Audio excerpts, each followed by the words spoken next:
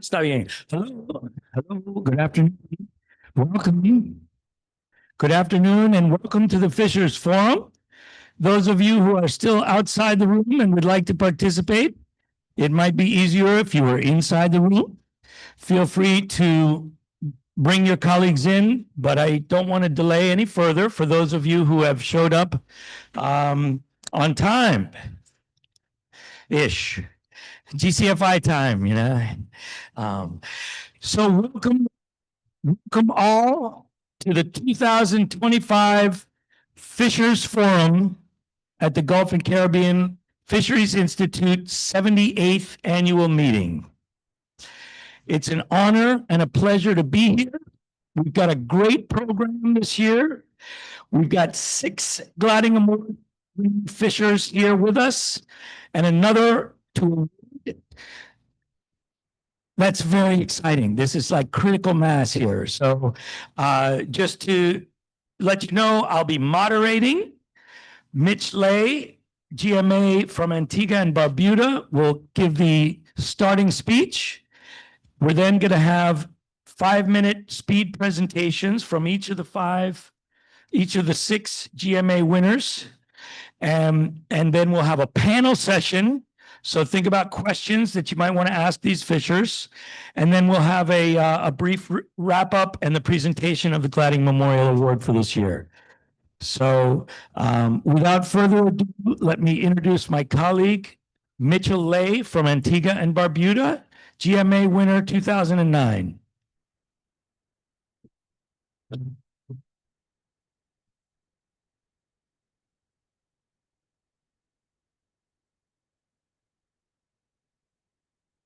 Good afternoon to everyone.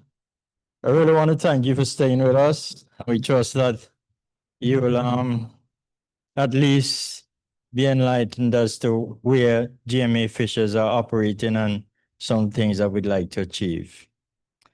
What I propose to do in this session is I want to look at the global picture a little bit. I want to look at global policy structure and how small-scale fishers, and particularly GMA winners, contribute towards achieving global policy.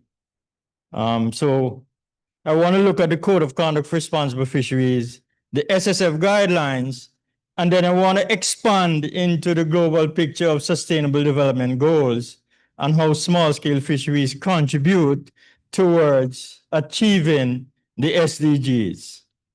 And then I want to share a little bit on the work that GMA winners are doing and other small-scale fishing communities. And of course, I want to leave you with some thoughts as to how you can support small-scale fisheries as we seek to promote the achievement of the SDGs. So let's look a bit at fisheries policy at a global level. So we have, in 1995, we have the Code of Conduct for Responsible Fisheries. Now, the Code of Conduct covers all fisheries and focused a lot on responsible fisheries, sustainable use and conservation, and it promoted food and nutrition, fish as food and nutrition. It also had a specific focus on the involvement of fishers and other stakeholders in decision-making, as well as a mandate to develop arrangements for collaborative management of fisheries resources. It encouraged the use of what is called the precautionary approach in fisheries management, and also looked at marketing. It looked at livelihood issues such as post-harvest and trade, as well as aquaculture development. Now, the Code of Conduct didn't focus a lot on human rights and ecosystem focus. It did mention ecosystem, but not a lot of focus. And I'm mentioning this here because the next policy structure we look at is really a look at the code as to how we implement it. And this is the small-scale fisheries guidelines. And this actually had a specific focus on human rights and the ecosystem approach. So human rights-based approach and an ecosystem-based management focus. And this is the voluntary guidelines for securing sustainable small-scale fisheries in the context of food security and poverty eradication. In a minute, you'll see why I'm starting with these policy structures and linking them to SDG achievement. Now, the small-scale fisheries guidelines spoke a lot to rights. So governance of tenure, including securing rights for small-scale fisheries in terms of tenure. It looked at new issues such as social development, employment, and decent work. It also focused a lot on livelihoods, value chain development, post-harvest and trade, but it also introduced specifically the concept of gender equity and equality. It embraced also guidance on disaster risk and climate change and looked at policy structures that would allow for coordination in terms of its implementation. It also embraced the areas of information, research, and communication, things that GCFI is totally committed to, yes? As well as capacity development. Now, as I said earlier, the small-scale fisheries guidelines as a means of implementing the code focused a lot on human rights and the ecosystem approach to fisheries. Now, I want to now link the SSF guidelines to the Sustainable Development Goals.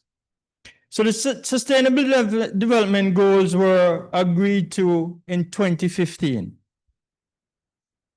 a year after the SSF guidelines was endorsed. So the SSF guidelines already provided some guidance towards achieving SDGs before they were even agreed on. And I'm going to start with a couple of the goals to show you how the SSF guidelines link to these goals. So in terms of ending poverty, the SSF guidelines is about poverty eradication. It's actually in the name of the guidelines. Yes? In terms of zero hunger and food security, it's about poverty eradication and food security. So the SSF guidelines first speaks directly to the issue of poverty eradication as a focus area. Secondly, speaks to the issue of food security as another focus area. The two main focus areas for the guidance to secure sustainable small-scale fisheries. Why? Sustainable small-scale fisheries have contributed to the livelihoods of more than 8% of the world population, direct or indirectly, SSF fisheries. It provides, in terms of food security, over 2 billion people with at least 20% of their dietary intake. It also, in terms of goal 3, good health and human well-being, SSF food is considered a powerhouse food. It is able to address malnutrition, obesity, and most non-communicable diseases as well, in terms of its benefit, nutritional benefit. And then in terms of gender equality, SSF directly addresses this in its framework, as well as decent work and economic growth. And we're talking about SSF promoting fisheries in the small-scale sector as a means to sustainable and reliant economic growth. And then we have sustainable consumption and food production, goal 12. And of course, the issue of responsible harvesting and adequate post-harvest handling are handled very well in the SSF guidelines. But it doesn't end there, you know. SSF contributes to other sustainable development goals as well, directly. In terms of climate action, there is a section in the SSF guideline that deals to the issue of climate action in context to the fishery sector. And of course, goal 14 is all about life below the water, which is a SSF direct focus. And goal 16 peace, justice, and strong institutions. SSF promotes directly the development of strong fisher institutions to promote all the other objectives. So strong fisher institutions, but as well the whole idea of human rights, justice, equality, equitable solutions for poor and marginalized communities, etc. So the SF guidelines provides a policy framework to allow fisheries to actually actively support the realization of the SDGs. I want to look just for a minute at the GMA contribution in terms of small scale fisheries and contribution to SDGs. So GMA winners are actively engaged in many fisheries management initiatives, including effective area-based fisheries management initiatives, responsible and sustainable fisheries advocacy. We engage in collaboration in research, education, and fisheries management. And we are also active in terms of policy and legal frameworks. We certainly directly promote the security of livelihoods and food and nutrition contribution to society. Actually, we produce the fish that we eat, and that's a direct contribution, isn't it? Yes. And of course, we promote strong fisher organization. Now, GCFI is a facilitative and supportive institution in terms of small-scale fisheries.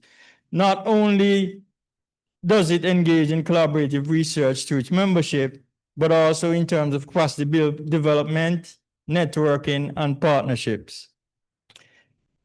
So I want to just close just now by looking at the fact that other institutions and other small-scale fisher organizations also contribute. But the overall message here for us, from me to you, is that in supporting small-scale fishers and their organizations, we are directly supporting, promoting the achievement of the Sustainable Development Goals. And I think that's a key message. But I also want to say to you that we want to encourage you to support the GMA, this initiative that we're looking at today, and GCFI's Fisheries for Fishers initiatives, so that we can have a more impactful work area and also provide greater economic, sociocultural, and other benefits. So a greater support to the SSF sector and the GCFI Fisheries for Fishers initiative would certainly promote that. And this is mainly in the context that GCFI provides an institutional foundation. So GCFI provides an institutional foundation which can drive collaborative research that will be multidisciplinary, collaborative, and certainly driven by small-scale fishers' interests. And I think those are important things. So in closing, I'd say the SSF guidelines and its support provide a policy framework to support responsible and sustainable fisheries, contributing directly to SDGs. And the GMA winners and recipients are directly active in promoting SSF fisheries. Thank you very much.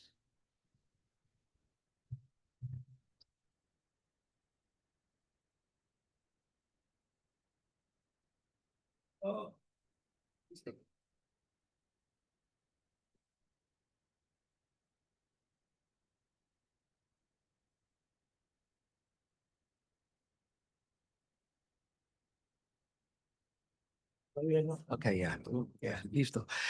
Thanks, Mitch. That was great. Really setting the context for this.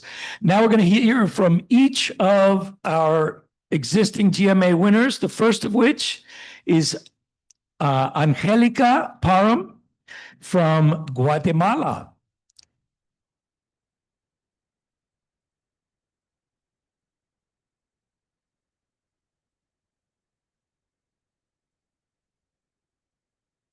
Buenas tardes a todos y a todas.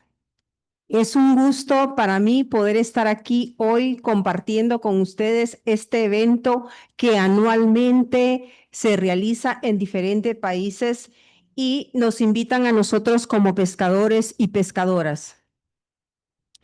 Quiero felicitar a los compañeros de la mesa y también quiero pedirles a ustedes, público presente, que por favor le brindemos un aplauso a todos esos pescadores y pescadoras que no pueden estar aquí y que nosotros estamos representando ese grupo de gente trabajadora, de gente luchadora, que somos los guardianes de nuestros mares, de nuestros océanos. Por favor, brindémosles un aplauso.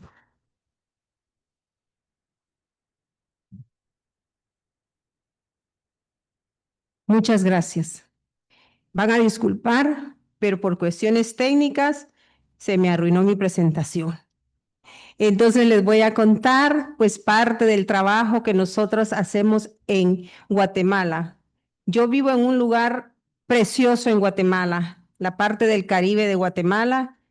Tenemos muy poquita agua, pero realmente es un lugar pedacito de cielo, pedacito de paraíso lindo, su gente cálida. Pero también tenemos problemas como pescadores y pescadoras que salimos todos los días. Para nosotros la pesca, ¿qué es la pesca para nosotros como los pescadores? ¿Será que es salir al mar? No, la pesca es parte de nuestra vida, es parte de la cultura, pero también somos responsables de la seguridad alimentaria de nuestras comunidades, de un pueblo, de un país. Trabajar en la conservación de nuestros productos, que realmente si no lo terminamos ya no va a haber nada. Cada día nos enfrentamos a problemas. ¿Ah? Como pescadores hemos vivido lo que es la contaminación, el cambio climático, la basura.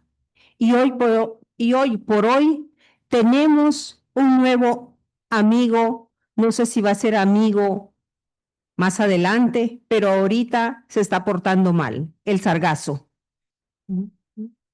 El sargazo también llegó a nuestras playas allá en el Caribe, no en cantidades exorbitantes como se mira en otros lugares, pero sí tenemos sargazo. Yo comentaba en la mesa, tuvimos un taller de sargazo hoy y le comentaba a la doctora Aldana que desde pequeña nosotros venimos viendo el sargazo y le llamábamos la flor marina. Todos los pescadores y pescadoras decíamos, llegó la temporada de la flor marina, pero era poco. Pero ahora ya los investigadores, las universidades, las ONGs donantes tienen esa como responsabilidad. ¿Por qué hay tanto? Es demasiado. ¿Qué está generando tanto sargazo en nuestras playas? Que no solo es basura, sino que hoy por hoy es un contaminante que está dañando la salud de nuestras poblaciones, de nuestros pescadores, de nuestros niños. El olor tan fuerte, pero ese es tanto y tanto, pero no por eso vamos a dejar pescar. Vamos a seguir pescando, pero vamos a seguir pescando responsables, porque solo así vamos a poder tener ese producto que tanto nos gusta en nuestras mesas. ¿A quién no le gusta un pescado o un marisco? ¿Hay alguien en esta sala que me diga que no le gusta? Es lo más noble que podemos tener. Es un alimento, es una proteína realmente que nos sirve para el alimento de nuestras familias, para que podamos seguir llevándole el sustento a nuestros hogares. Es nuestra economía. La pesca es como cualquier fuente de trabajo, realmente. De eso vivimos millones de gente, tal vez no directo, pero sí indirectamente. En mi pueblo hay un dicho que dice que cuando no hay pesca, hasta las cantinas se friegan porque no hay quien les compre la cervecita, ¿verdad? Entonces, la verdad que sí, cuando no hay pesca en mi pueblo de donde yo vengo, todo el comercio se para. Entonces, para nosotros, ¿qué es la pesca? Es una combinación de fuente de trabajo. Protegemos la seguridad alimentaria, aparte que cuidamos los recursos. Es una actividad muy digna. Desde muy pequeña soy pescadora y me siento muy orgullosa de ser pescadora, de ser mujer, de llevar una vida. Es parte de nuestra cultura, es parte de nuestra herencia que nos dejaron y es responsabilidad ahora de nosotros también dejar ese legado a los que vienen atrás, a las nuevas generaciones. Tenemos que conservar y preservar realmente lo que es la pesca. Me vienen a quitar lo que el compañero se llevó y se dieron cuenta. El compañero expuso más de 10 minutos y yo, como soy mujer, entonces me quieren quitar mi espacio.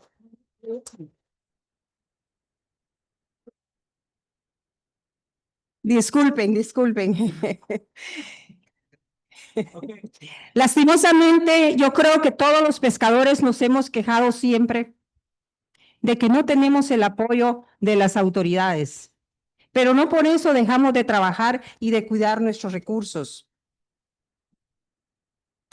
Necesitamos una mejor comercialización, control y vigilancia, los estudios técnicos científicos. Muchas gracias.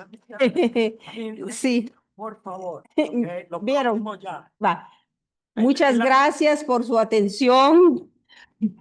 Muchas gracias. Sí, ahorita voy. Muchas gracias a todos los organizadores de GCFI por haber invitado a nuestros pescadores, a mi persona por estar hoy aquí.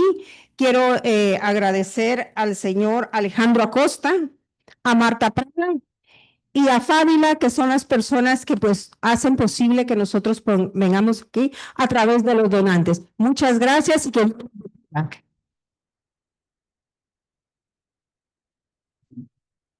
Thanks so much. And I respect how difficult this is. Each of these people is experts in their own world. They could talk for 4 hours without taking a breath. So I know this is complicated. Our next speaker is Casimiro Nubo from Providencia Island. And here he is.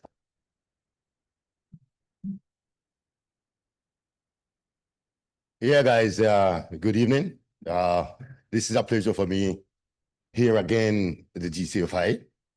What for me is great for all those people here. The winners still, have like, doing my works. My work is diving, professional diver. I'm a fisherman also. If you can see what I do to myself, catching bream, mandillos going to the keys, like, Rancador, Sorinas, and Kitaswinium. You want to switch the slide? Well, I like to be properly still. It would be good. Yeah, it could be better. When you're ready. Yeah, you can do it. To switch it. Yeah, go ahead. Go ahead. Next.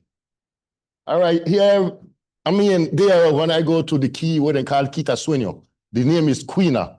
So there you take up a lot of lobster, but this is right in Providence. That is so close as that 9 miles from the island. Having where we go fishing in, Rancador, you get you like 80 miles. You have Serrana, will get you 84 miles.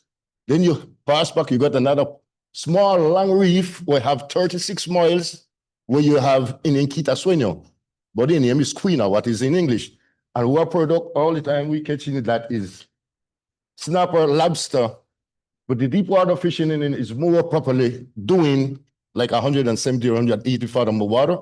We catch bonito, use the bonito doing properly to do the fishing in.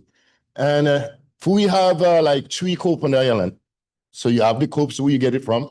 They will give you easy like the ice. Because without the ice, like we go for 1 day, you catch 800, 900 pounds of fish. 1 day. 1 day and a lunch. You see that lunch there? That angle have 21 feet. I have around 1 engine. And I have 2 of us inside that. And that's what we catch there in no less than 1 day. From 3 in the morning till 7, 8 in the night, coming back to the island. 37 miles of what we have good and nice fishing in. For the co-op, for the fishers, for the people who love whatever they fish, because really, Providence people love eating fish. And we look for the fish for them can eat, and we have a management with that part. So great is it really. Looking on that air, oh, you feel 2 of those fish take your line, man, you come up without no problem. But when you got to take it from there without a fish on it, it's not easy because the distance is too far away. So that is what I do in my way fishing in 44 years ago, doing fishing in till now. My 60 years going same way. And that is the thing what I like to my peoples them who they win the GCFI. I thank all like Marta Prada, Eric Castro. I mean, all those guys, you know, so special if you get me back here to say this thing to you for what is my fishing in here. And nice to meet you all still. Blessing for you.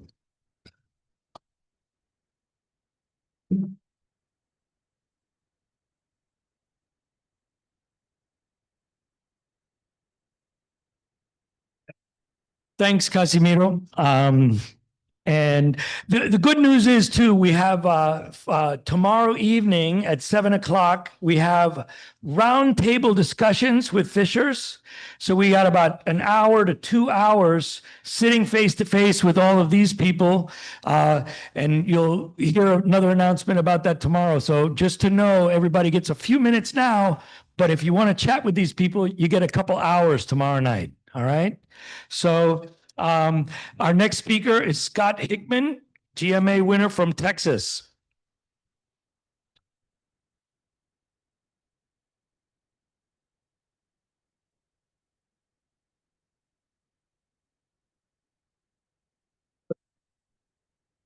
And I'm going to keep my own time. So welcome. Glad to be here.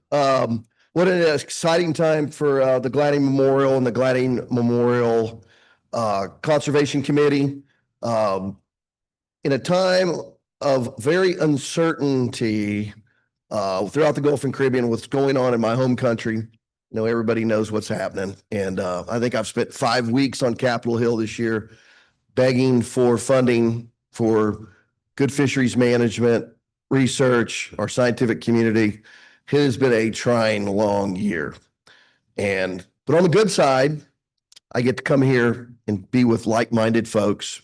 And this mission that the GMA committee has and growing the GMA committee into something that can stop something that bothers me, which is the fish do not know there's borders. The ocean currents, the tides, the sargassum doesn't know about borders. All of us collectively live off the same ocean. When the ocean dies, the fisheries go away, humanity dies. So the GMA committee has the ability to get out collectively from many nations and have a voice and talk about sustainable fisheries, talk about solutions, talk about how we work together, our goals, our objectives, and how we can take that to our governments, especially my government, and that we all need to come together. And it's critical that we do, whether it be climate, issues with fixing things in climate fisheries. The GMA group can get a whole lot done. And I'm proud to be part of it. I'm proud to be part of something that's going to grow and that is going to have big goals and objectives, and we're going to reach those goals and objectives. And I'm going to leave everybody short today because everybody knows I like to talk because I'm going to respect everybody else's time. A few of us went a little bit long, but and I know Prescott's probably coming up and he likes to go a little long. So thank y'all. And I appreciate always getting to talk to all of you and I appreciate your support. Remember, one of the things that got me the GMA award to start with was collaborative research, collaborative work together with NGOs, scientific community, academics, and government fishery agencies, and us coming together as fishers and getting goals and objectives at home done. And that's why I stand before you. I'm good at that. Not so great at speeches. Keep working with us. Keep working with fishermen. And let's get victories. Thank you.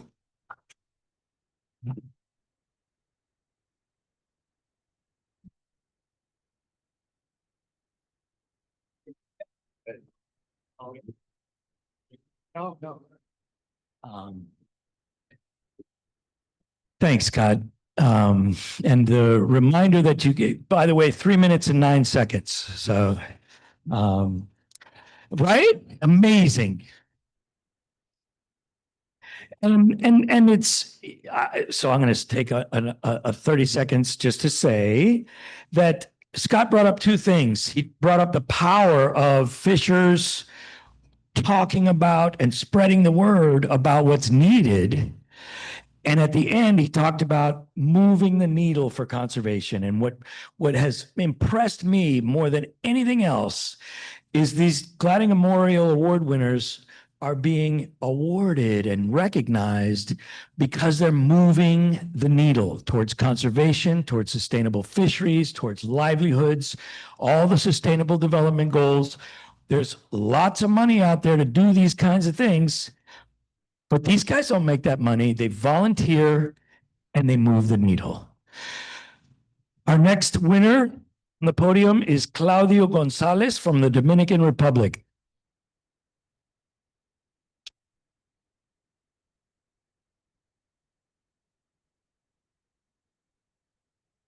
Muchas gracias.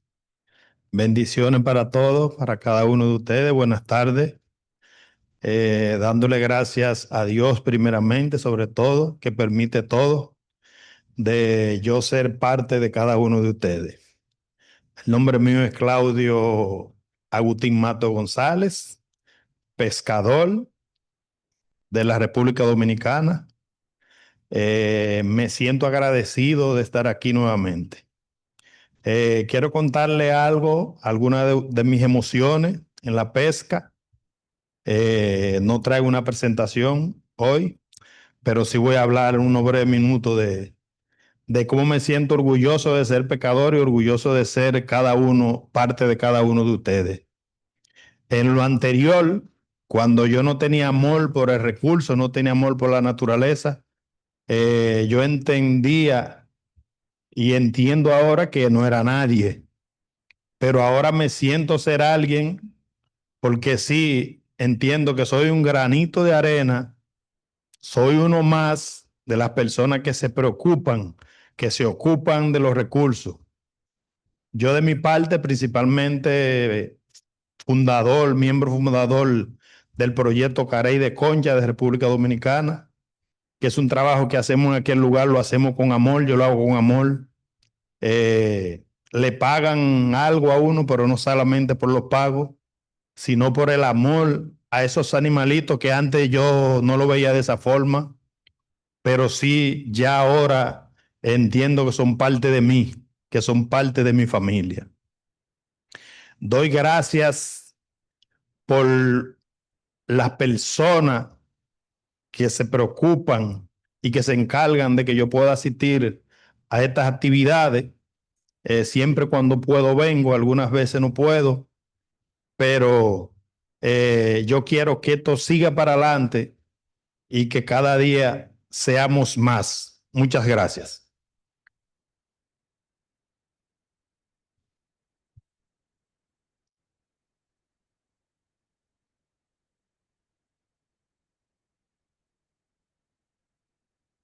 Great. Well,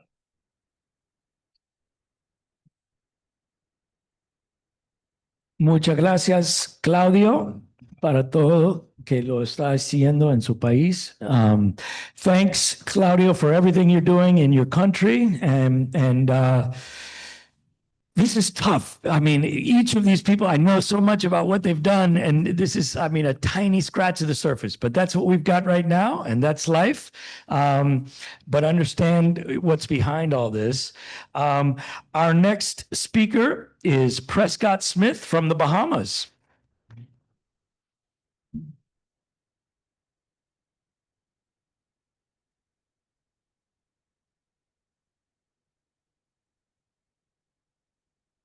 Hello, everyone. I promise you I won't be breaking any time records.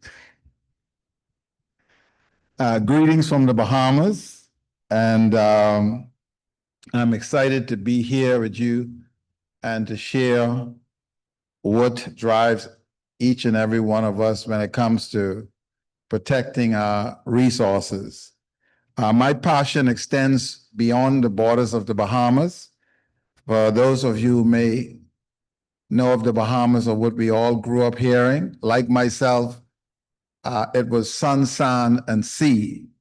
And I got to learn that there was so much more about the Bahamas. I fished an American astronaut, and she said from outer space that it was the most beautiful waters on the planet from that NASA's point of view. But here are some unique things about the Bahamas. I'll go through them quickly and share why I became very passionate about conservation and protecting our fisheries. The largest flats and bonefish population in the world is located in the Bahamas. The largest concentration of blue holes on the planet exists there. The third largest barrier reef next to Australia and Belize, and also more coral in the 700 islands, 2,300 keys of the Bahamas than our entire Caribbean region and the Western world. But those resources are not totally belonging to us. We're just caretakers of it. So I recognize that the economic model chosen for the Bahamas was one that clashed with protecting these resources. And I also learned that our entire region was faced with the same dilemma, where someone comes in and tells us that our region should be developed with a certain economic model, but how does that empower the local communities and people to want to protect these unique resources? So I got involved in a conservation model that was about identifying what our true resources are, and then how do we train locals with the skills that would empower them to want to protect those resources. And so my passion extends way beyond the borders of the Bahamas, because as Scott pointed out, the blue marlin, the mahi-mahi, the tuna, they do not see these artificial lines that are drawn on some map. And so my passion is to see our entire region where we are re-educated how we see our region. It's not just for big cruise ships and hotels. It's not just about communities waiting around for some jobs. It's identifying what's unique about these countries and empowering the local people to want to protect these resources, because this is how they provide a living for themselves and their families. And that is the only way we're truly going to protect our region, our fisheries. We can get here and have one conference after the next, but what I've found in the entire Caribbean region is an economic model that clashes with how do we protect these resources. Conservation model often clashes with it, because it's not just about carrying out research and someone coming and telling us how it should be done, but really engaging local communities and empowering them in the process. And one of the final things I want to share with you, what really drove me even more, as I share with you what happened in the Bahamas, I did extensive research and saw that our entire region had a very same economic model. So what applies to the Bahamas, it's also in Puerto Rico, in Jamaica, in Trinidad and Tobago, in Barbados, where oftentimes local communities and the people are left always waiting for the next development, that oftentimes I can point out many examples of the Bahamas where you're destroying major nursery systems that impacts fisheries, all over our region and the world. Thank you. Wow.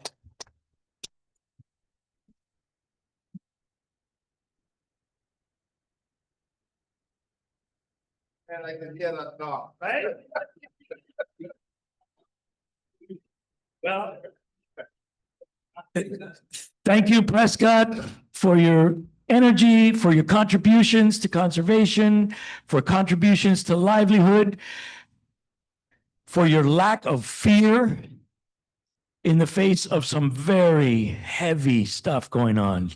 And I'm going to take this moment, if it's okay, to explain that those of you who at the GCFI in the Bahamas met Minister Miller, who was there, and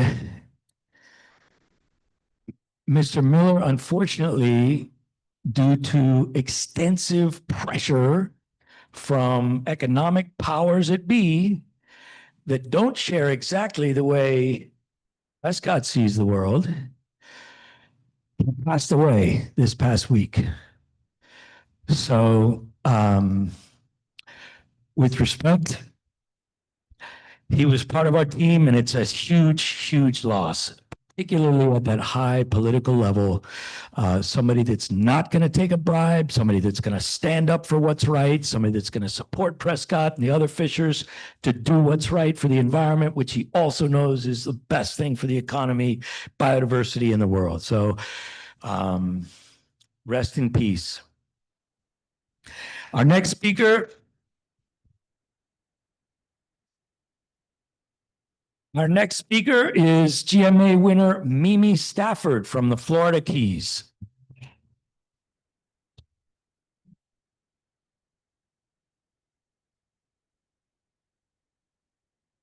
Whoops, sorry. Oh, my goodness.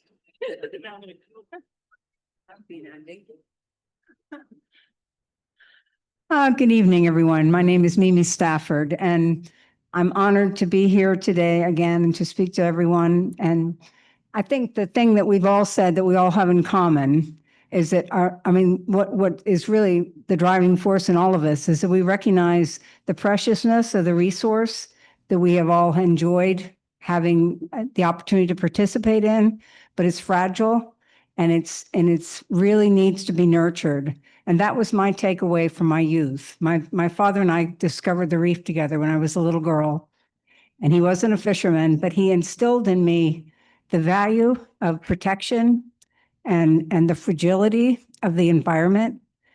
And it's been hard for me because it's on my watch. I have watched the terrible decline of the ecosystem in the Keys. There have been times when I've been really overwhelmed by the enormity of it and the difficulty of trying to recover. And then I step back for a minute and I think, well, what's the options? You can't quit. So I've spent my whole life. I am a commercial fisherman. I fish for lobster. I've fished for sponge in my early days and stone crab. But I'm still involved in that, but I'm also doing restoration work. And when you see something growing again, when you see people listening to you because they know that you have been out there for 60 years or whatever it is, and kind of know a little bit about what you're talking about, they start listening and they start thinking maybe there's a different way. And Prescott and everyone has spoken to that. No matter where we are, we need to come up with economic models so that the local communities can be sustainable, but we can also leave something for our children and grandchildren. So that's my prayer for the world, is that we learn how to work collaboratively for the future. Thank you.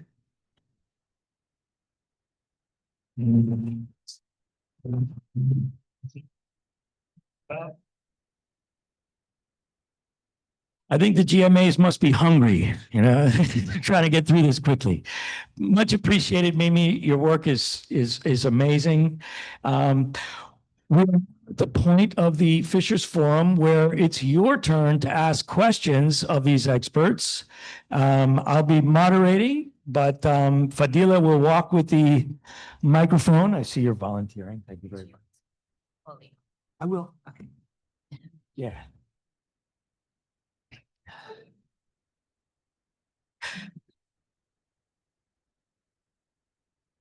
Buenas tardes y gracias a todos. Mi pregunta es para la compañera lideresa de Guatemala. Muchas gracias por tu participación. Y son dos preguntas compuestas, más bien. Hemos visto que gran parte de la contaminación que llega al mar en Guatemala proviene del río Motagua y los botaderos de basura ilegales que están a lo largo de la cuenca, sobre todo en comunidades como la de Chinautla. Sin embargo, hemos visto que estas comunidades como la de Chinautla ha ido ganando espacios frente a la regulación y posible restauración de las cuencas del río. Mis dos preguntas son, la primera, que como comunidad pesquera y costera, ¿cómo ha sido o si ha habido acercamiento con las comunidades ribereñas a lo largo de la cuenca del río Motagua?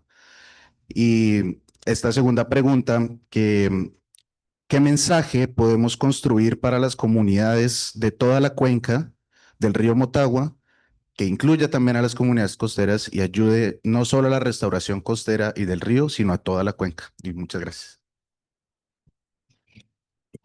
Nosotros en Guatemala tenemos el río Motagua.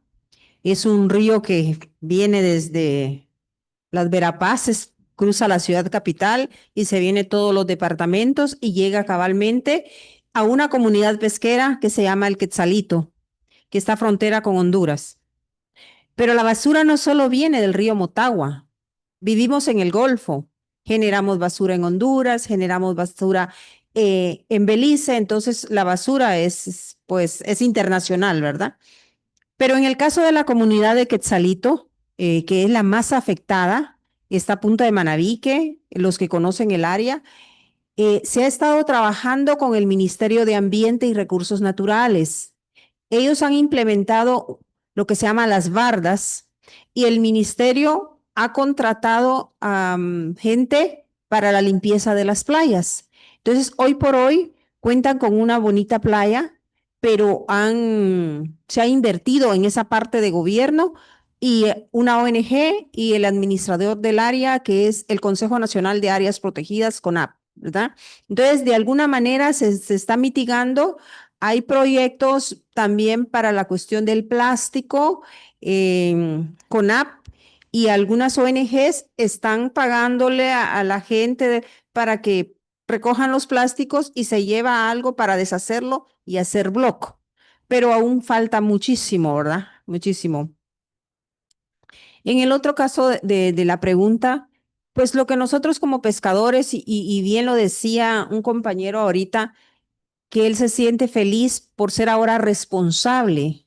Esa es la intención, eso es lo que nosotros como pescadores y pescadoras de las comunidades queremos mandar ese mensaje, ¿verdad? No solo de proteger el recurso, sino también de limpiar y de cuidar el ambiente. Solo eso. Muchas gracias. Bien hecho. Gracias. Other questions? Hello. Que todo felicitarlos por ser los ganadores del premio.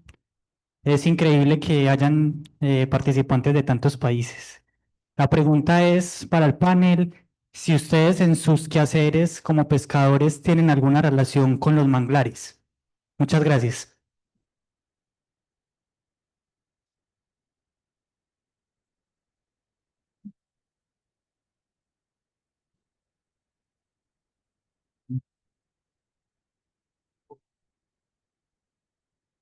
Buena tarde de nuevo y muchas gracias nuevamente. Claro que sí.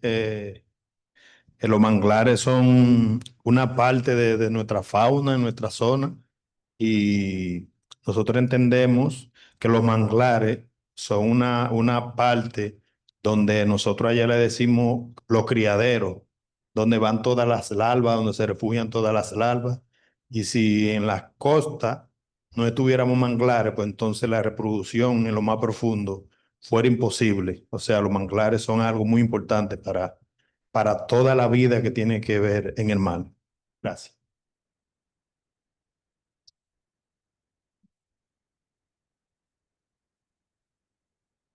Thank you. This is for all of the panel. I wanted to ask you, coral reefs are in decline and they are the ones who sustain fisheries resource and biodiversity resource. I wanted to know, you as fishermen, what actions do you think you can implement in order to achieve reef conservation or avoid its decline?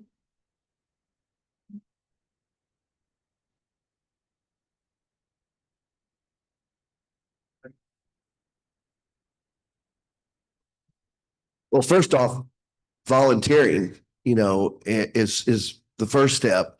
I sat on the Flower Garden Bank Sanctuary Council for 9 years, was the chairman. My last 3 was part of the group that got the expansion done for the Flower Garden Banks, one of the largest expansions done in a marine sanctuary in the United States. Actually got Donald Trump to sign it, the first administration, which was a bit, took a lot. It was like moving a mountain, but we got that done. Now is to protect those areas, is continuing to do outreach, getting in front of policymakers, legislators, and educating the importance of coral reefs. Because as a fisher, more coral equals more fish, flat out.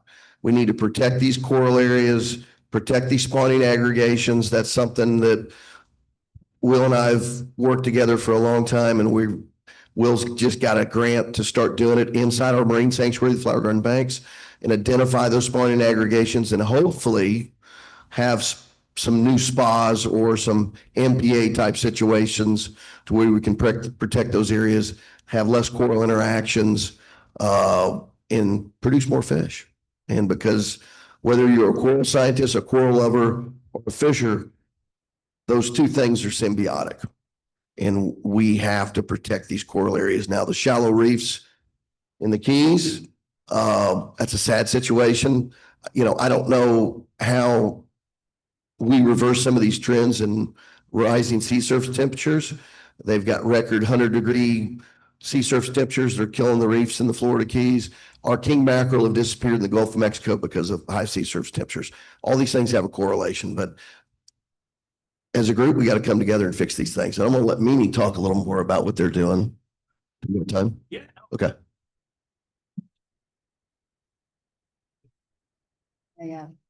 Okay, well, we are all working on issues that are related in one way or another to reefs. I've watched the reefs die in my lifetime, and I've been around the world looking for living coral, and it's a struggle. Water quality and temperature they're so, they don't pay attention to borders, and that's our biggest issue. We really have to clean up the water. When you have these algae blooms, it's just devastating. I've been doing a restoration project with sponges now because I was out with a group of scientists right before and right after a huge die-off, the whole backwater. And that's the nursery area. That's like the cities. And it's very concerning. So water quality, getting the sewer plants and septic systems cleaned up is a huge thing. And one of the other GMA winners that wasn't able to make it today, Don DeMaria from the Florida Keys, he and a group named Folks has been working really hard on getting the sewer plants to be required to use deep well injections rather than shallow, because it's limestone and it bubbles right back up. And that nutrient load in the inshore water just takes all the oxygen out of the water, and it just kills everything. It's indiscriminate. It's not just the coral, it's the seagrasses and it's everything else that lives in it. So that's my pitch, is that we really have to clean up the water quality. And that's a big job, but we have to do it if we're going to preserve it. Yes, I'm very passionate about, as a fly fishing guide, you get to see things in slow motion. And oftentimes, I often tell people, creek systems are like arteries in our body. If you block them up, then you know the effects it have on the overall system. And so when you think of coral reefs, most of the marine life that we see on the coral reef, I grew up as a child seeing the little baby fish into the mangroves. And then, like the Florida Keys, like parts of the Bahamas, the developers come along, they're closing up the creeks, they're filling in the wetlands, all of these things. So if you had to do a checklist, you can go from, 10 to 20 different things right off the bat that I can think of that we can change, that can improve the system, because corals are living things. You have new corals grow on top of old corals. But of course, when you start disrupting that with chemicals, of course, we have rising sea temperature.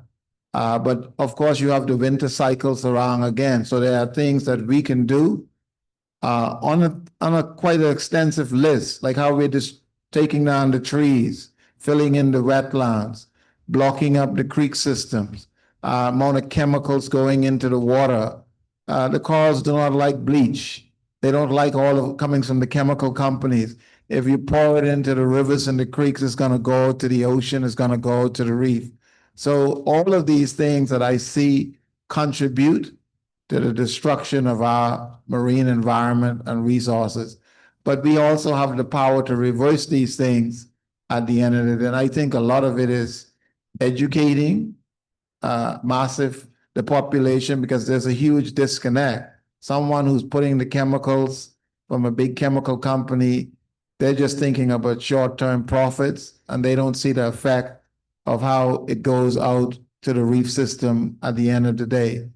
And so there's education, reversing a lot of the things that we ourselves do, because the Bahamas example, I can show many creek systems we're working on to map out and unblock them based on many major projects years ago. Sometimes the government itself are engaged in the way they do road construction, also developers. So all of these things contribute to our decline in the reef status.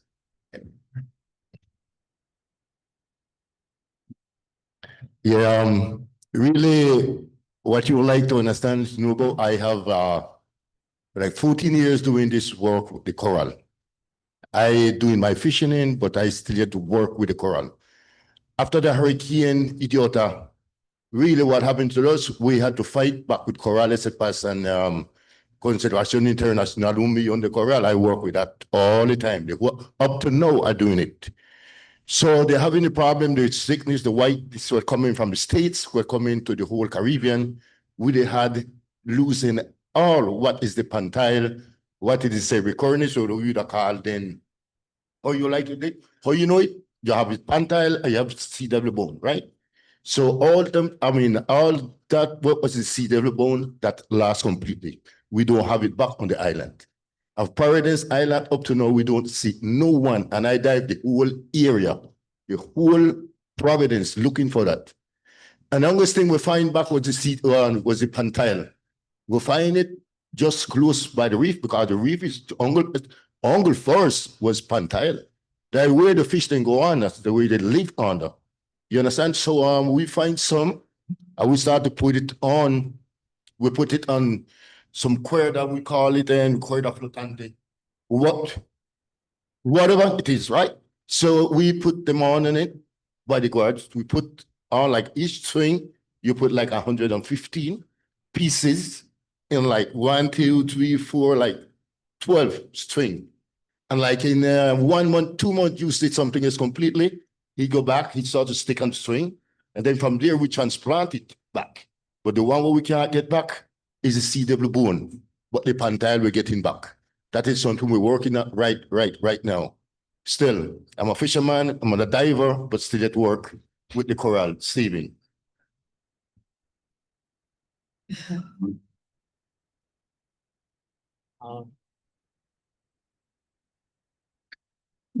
Just one,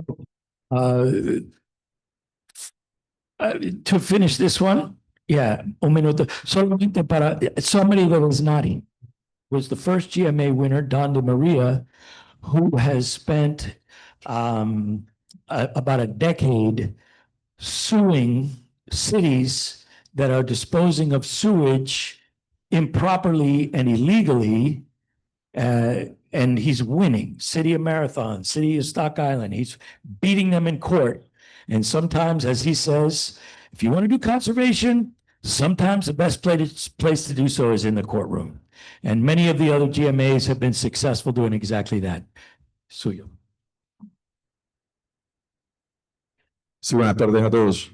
Mi nombre es Julián Medina, soy el presidente de la Red Nacional de Pesca de Colombia. Quiero hacerles una pregunta a los compañeros del panel, porque una de las amenazas más crecientes en el Caribe es la industria de los hidrocarburos o del petróleo. Y nosotros lo estamos sufriendo porque es uno de los que más está creciendo en la acidificación de los océanos, en el calentamiento de este mismo y en la muerte de muchos arrecifes de coral que están superficiales. Yo quiero preguntarles a cada uno si en sus países tienen exploración de petróleo o de cualquier hidrocarburo y cómo están enfrentando esta situación para que no mueran nuestros arrecifes de coral. ¿Para alguien específico? Vale.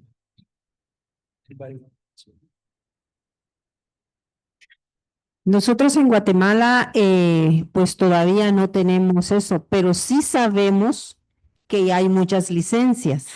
Entonces, en algún momento, pues nos va a llegar la explotación y la exploración de lo que tanto están buscando, ¿verdad? Los minerales. Pero sí, tal vez no es la respuesta que tú esperas, Julián, pero sí también nosotros como pescadores y así como tú, el trabajo que ustedes hacen en el Golfo de Morrosquillo, queremos ser parte también para unirnos a esa lucha, porque uno no sabe cuándo nos va a tocar. Entonces, tratar de hablar con las comunidades, porque es bien interesante cuando llegan a ofrecerte de todo, ¿verdad? El oro y el moro. ¿Y para qué quieren a nuestros pescadores o gente de las áreas? Solo para hacer el trabajo duro. Entonces, hay que estar muy precavido en eso y estar con los oídos bien atentos, porque en cualquier momento nos va a tocar y nos va a llegar.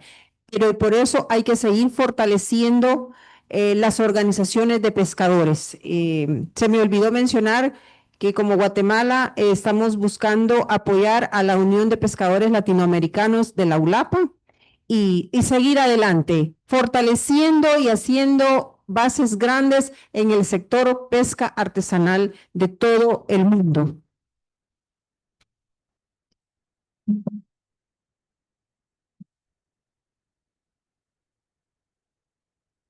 Thank you so much for these beautiful experiences. I have two short questions. The first one is if you have been feeling that sargassum, you mentioned about sargassum, is making like a bad thing for economy, for the fisherman and fisherwoman activities, and for the economy and food security. That is the first one. If you feel that is like a bad thing.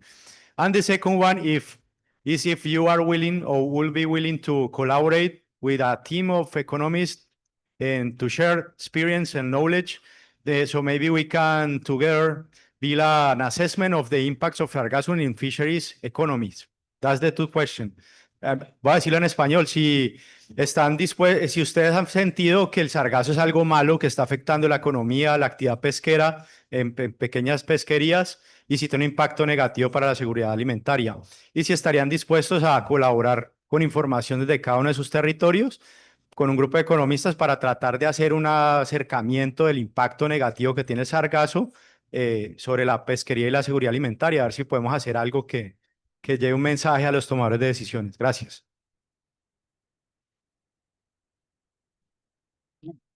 So sargassum. Western Gulf of Mexico, I don't know what the hell is going on. There's a lot of people doing research on sargassum. We had good sargassum coverage almost every year, my entire fishing career for almost 4 decades. For some reason, the last 8 years, we've had very little sargassum. This season, we had it in late spring and it stopped.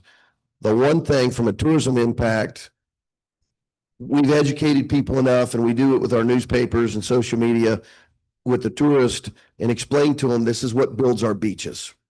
Because when they used to rake it all up, we had no sand dunes. And then the hurricanes would come in and were terrible because we didn't have sand dune protection. So we're doing a good job explaining what it does for the beaches from a fishery standpoint. And whatever's happened with the currents, I don't know if it's climate change, there's a lot of people who talked about this. I'm not going to go into it, but we're not getting much sargassum. Gray triggerfish, greater amberjack, two very important recreational and commercial fish for us in the Gulf. They spend the first year of their life cycle in sargassum or under sargassum. And we've noticed with the lack of sargassum over the last 8 or 9 years, our populations of gray triggerfish and greater amberjack have decreased, but we haven't been able to keep up with the management of it. And I think that goes into this thing that we're working on at the Gulf Council. Currently, we're trying to develop an ecosystem-based fishery management tool, fishery ecosystem plan. Will was a big help on that. We worked on it together, provided the council a framework, and they're developing that. Sargassum, sea surface temperatures, all these things that go into fisheries that we never really used for doing stock assessments before that need to be used. Now that we have satellite imagery and we can predict where the sargassum is going to go, what it contributes to things, ecosystem models. Sargassum, though the tourists don't like it, is so important to the economy, to our fisheries, and managing that is paramount moving forward. So hope I didn't get off in the weeds too much. Nick Requena from Belize. Just want to take the opportunity to thank you. Thank you for everything that you do in your respective countries.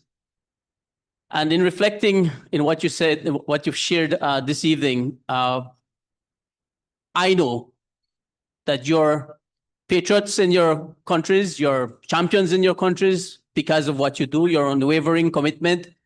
And that struck very personal a couple of weeks ago when we had the passing of Paulino Elmer Rodriguez in Belize, a personal mentor of mine, someone that contributed so much to Belize and to the region.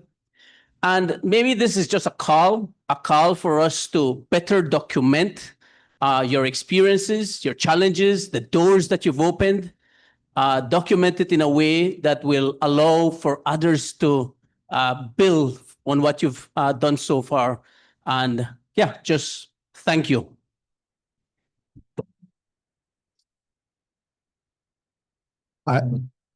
Something to everyone's attention in this room that oftentimes is overlooked.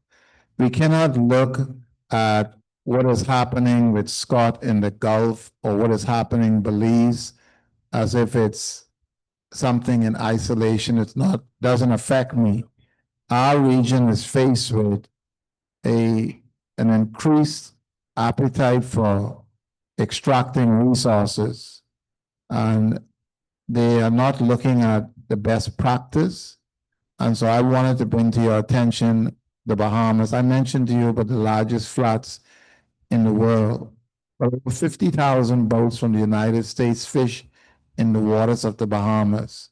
They're connected to Caterpillar, General Motors companies in Canada, but also there are major threats for limestone mining in the Bahamas, Belize, many countries throughout our region, whether it's copper mining in Panama.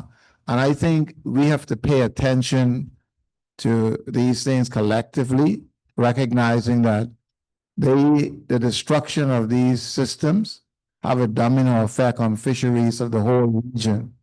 And oftentimes, these particular operations would like us to keep it isolated and think it's just a Bahamas problem. It doesn't affect me in Texas, or doesn't affect me in Florida, but these ecosystems are all connected at the end of the day. So I just wanted to highlight, because I could tell you in the Bahamas, there's a 5,000-acre limestone mine that threatens the largest freshwater lens in the country and the largest nursery system in the Bahamas. But those nursery systems support fisheries all over the world. Same thing in Belize and other places. So I just want us to realize that we have to collectively come together and lend whatever support we have in different ways to bring pressure on such operations. Thank you.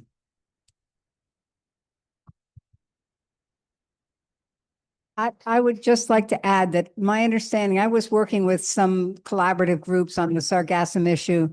We in the Keys have had sargassum pretty much all the time I've been there. But the last, well, probably the last 10 years, it's a new group of that, you know, the sargassum mass has been coming in lower latitude from Africa due to mining and other, you know, contributing factors off there. And that has affected disproportionately different islands. You may be getting less. We didn't get much this year. Last year, you know, it really wrecks the inshore water quality for a while because it deteriorates and it damages the mangrove ecosystems. So there's problems associated with it, but it could also be an amazing resource. So I think there needs to be a lot of discussion and collaboration on what we can do to deal with this, because I know the outer islands, you know, the Windward Islands have had a terrible problem with it. It's really done damage to their ecosystem and their tourism. So thank you. I'll be happy to talk with you. Yes, you did ask another question. Sorry, Will. The gentleman did ask another question, and that's about collaborating in terms of the economic impacts of sargassum. Yes? So I didn't want to lose track of that. So yes, we're willing to collaborate in terms of research, but we must help define the objectives and also the way the information is shared and the benefits. So I mean, it's something that has to be discussed and agreed from the start. Well, thanks everyone so much. And again, our winners will be here for the bulk of the week. Feel free to introduce yourself, find them in the hallway, find them at the bar, chat with them as much as possible. They're fountains of information and obviously a source of inspiration for us all.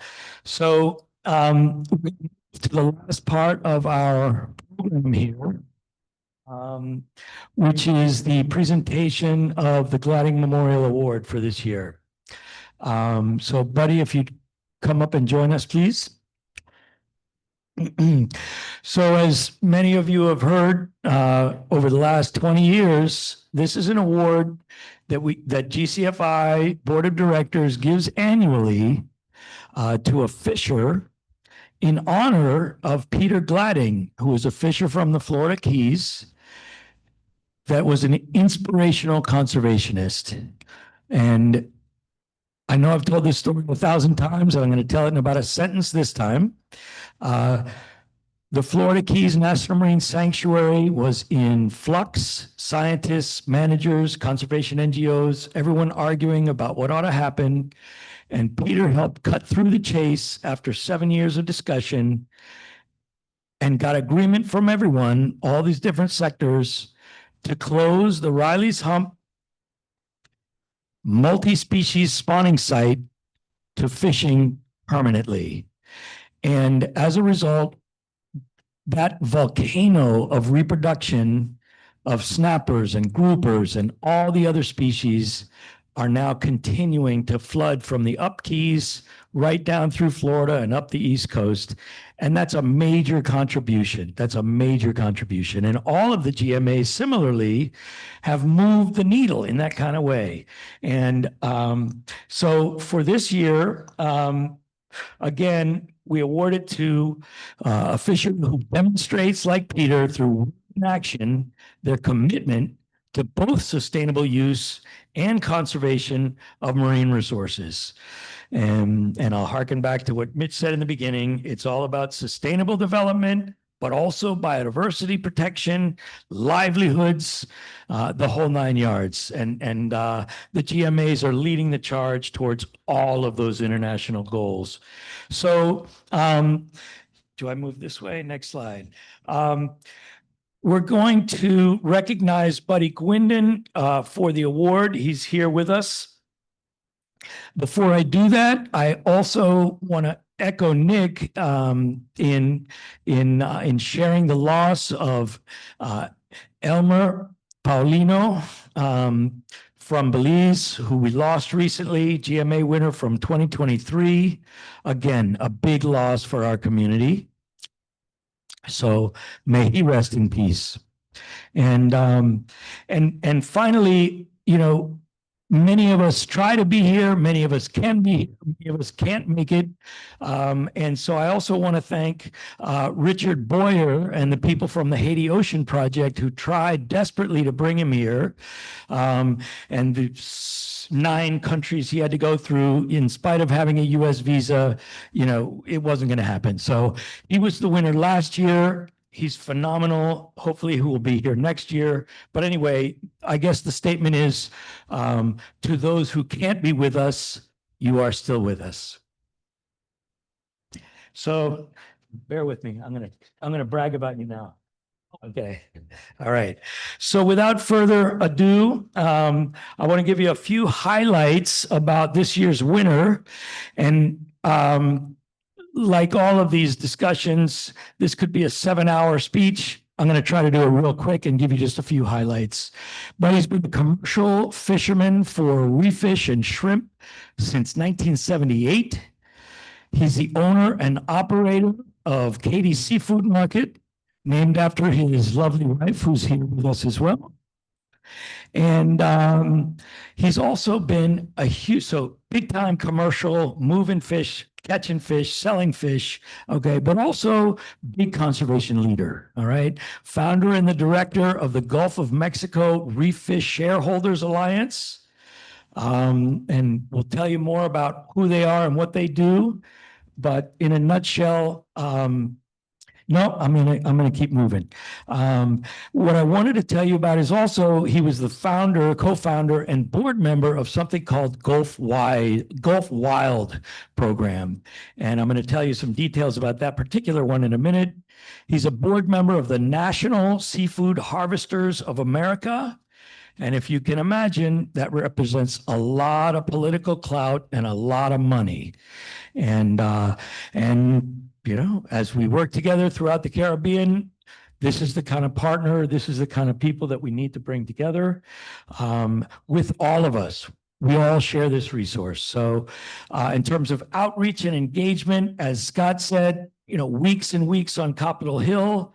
Buddy's testified on the floor of the US Senate and has been a major advocate at the highest levels of US government for sustainable fisheries, the rights of fishers, but also the importance of data and science and involvement in terms of the conservation process and all towards sustainable management of fisheries resources.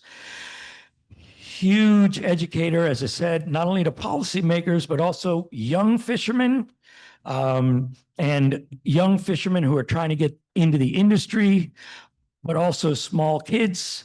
The fact is that Buddy loves to fish and he wants to share that love with everybody he can find. He's taking my kids fishing. Anytime there's a kid that wants to go fishing, he'll drop anything that he's doing and take the kids fishing. He's really, you know, it's a beautiful thing to watch. You'll see him light up. So I'm going to tell you a minute about the seafood traceability program. I mentioned Gulf Wild, which is this incredible program that essentially is designed to track the fish from the place they're caught in the water. They bring that fish up, the fisherman brings that fish up, he's got a tag, he puts it in the head of the fish, and that tag stays with it all the way to somebody's plate, right? And so here you can see, this is red snapper being harvested off the coast of Florida. You can see the tags on them. You know who caught the fish, you scan the tag, it'll tell you who caught the fish, exactly where, it'll tell you some history about this fisher. Okay. And then it'll tell you as it moves through the value chain, and I'm not going to go through those, but you can see the next red dot is going to be Katie's Seafood House on the coast, and then distributors, and then up to Dallas where it gets sold at super sustainable markets that are willing to pay the price of harvesting wild, sustainable caught fish. And it's a big deal. Domestic, caught, sustainably harvested, traceable seafood, and people are willing to pay for it. So thanks for that contribution there, buddy. And he's been recognized for this just recently, for this and many of the other contributions he's made as the protagonist in a recent book. I mean, recent, like a week ago it came out, published by the executive director of the Environmental Defense Fund, Amanda Leland. And he is the protagonist of this book, which essentially, from my understanding, talks about if you're gonna do conservation, then you gotta work with fishers and you gotta listen to what they gotta say. And that's pretty simplistic, but I think we'll take that message and run with it. This was like Wednesday or Thursday in Galveston. I was there with Sep. I was there with Ruth Perry.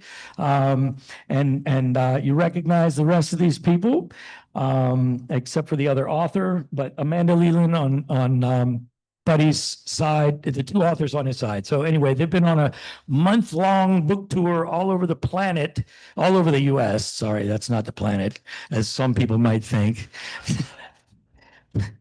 Mea culpa. But anyway, it's important. That story is being told, the importance of fishers as guiding the conservation process, as guiding sustainable management. That story's getting out there.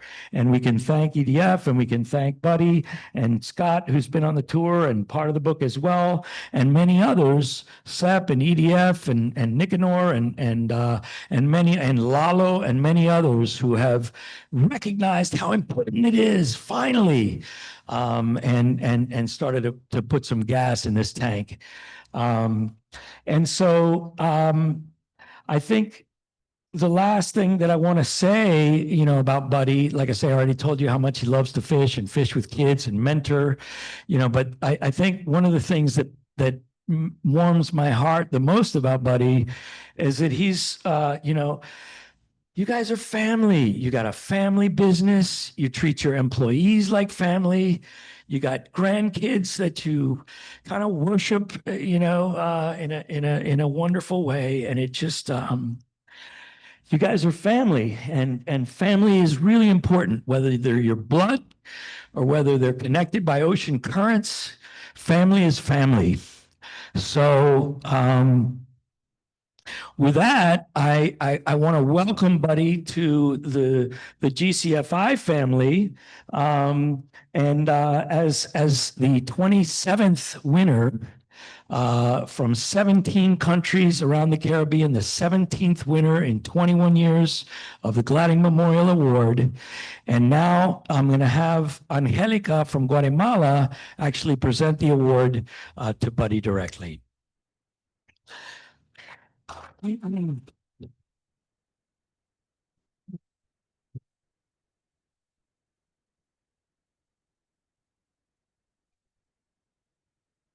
want to go in front? Okay, sorry. I'll go around. All right. Yo te lo dije, pero como no me haces caso. Okay.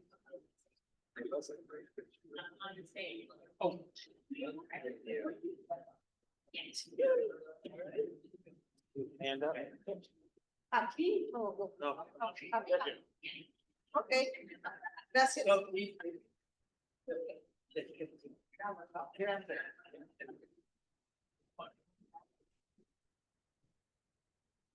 Pues yo creo que llegó la hora, realmente un minuto, unos minutos muy emotivos para nosotros los pescadores. Tan emotivo que estamos quebrando las cosas. Perdón. En nombre del comité de GCFI y del comité de pescadores, de la junta directiva, perdón, de GCFI y del comité de pescadores, me han pedido que haga el honor de entregar este reconocimiento a nuestro ganador y pescador responsable que nos va a representar en su país, en sus mares, en sus lagos donde él pesca. Realmente nosotros vemos un reconocimiento pequeño. Para poder obtener esto, también fuimos nominados y hubo un estudio y buscaron entre los que participamos quién es el elegido. Entonces, me honra a mí, en nombre de la familia, del Comité de Pescadores, de GCFI, entregar este reconocimiento al señor Kate, pues que todo el mundo conoce como Buddy.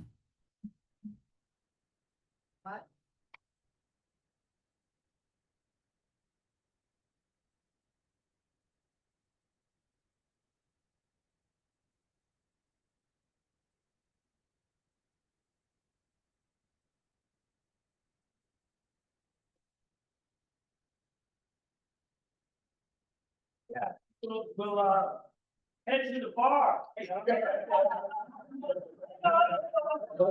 else got 5 minutes.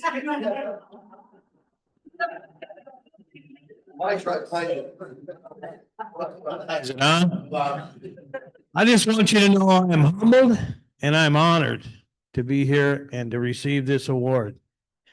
And I've had many talks with my wife about how other people may be more deserving. And she told me to just shut up and say thank you. So, thank you.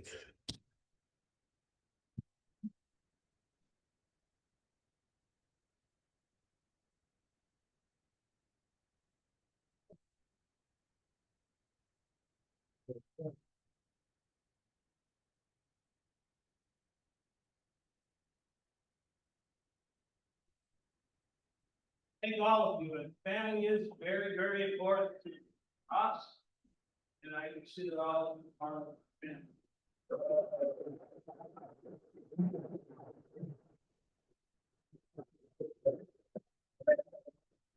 family. That's all right.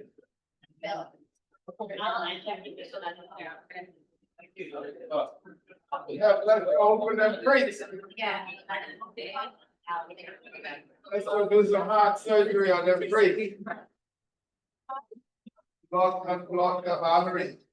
Okay, thank you, everyone. That brings our technical sessions to an end today. Later on tonight at 7, downstairs in the courtyard, we'll have our opening reception. So that's where we have the coffee break today. So opening reception at 7 p.m. tonight. So thank you all. 7 p.m. in the courtyard, where we have the coffee breaks downstairs, right there.